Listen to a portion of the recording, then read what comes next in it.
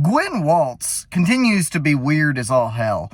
But here's a beautiful clip where she says that tampons will help little boys learn how to read. They're hungry in school. What that does to brain and learning, you're not going to learn to read.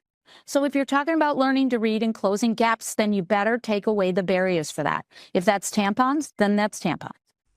Yeah, so one of the barriers to little boys learning how to read is not having tampons. I got you. That's wonderful. Now let me say, I want to talk about this for a minute because no one on the right, as far as I know, as far as I've spoken to, so I'm not going to speak for everybody, but just the people that I've talked to about this particular issue, actually really cares if adults decide they want to be transgender. Most people on the right will say, well, if you're an adult, do whatever you want, but keep it away from kids.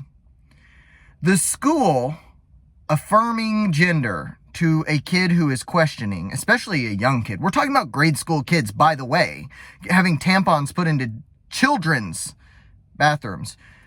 You're tacitly making a statement of support one way or the other, which is inappropriate at a time when children are wrestling with an identity that is very much between them and their family. They don't need the outside pressures from the school pushing them in one way or another. And that's kind of what most conservatives are saying. It's like, just leave it alone, right? Just leave it alone.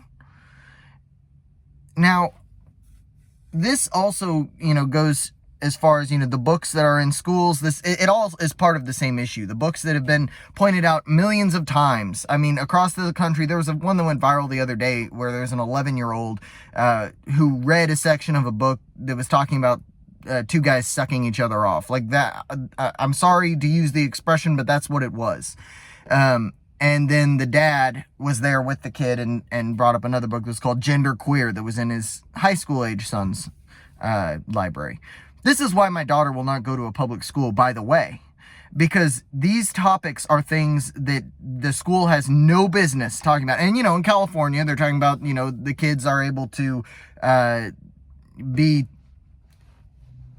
taken to get gender-affirming care by trusted adults. They don't have to ask permission of the parent. That's crazy. I'm not sure if that bill got signed into law or not, but it was being discussed.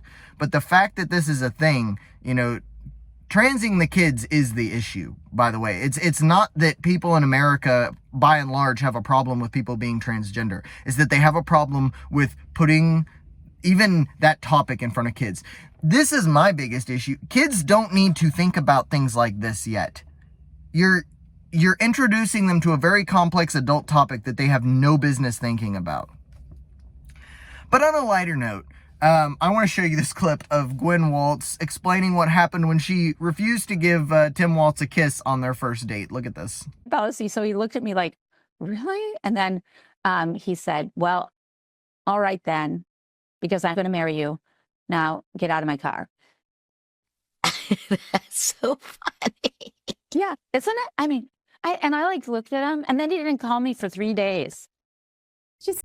Oh man, refused to call her for 3 days because he was rejected for a kiss on the first date. God dang, man. Sounds like a guy with some control issues. But like I said, Gwen Waltz, very strange individual. That's about all.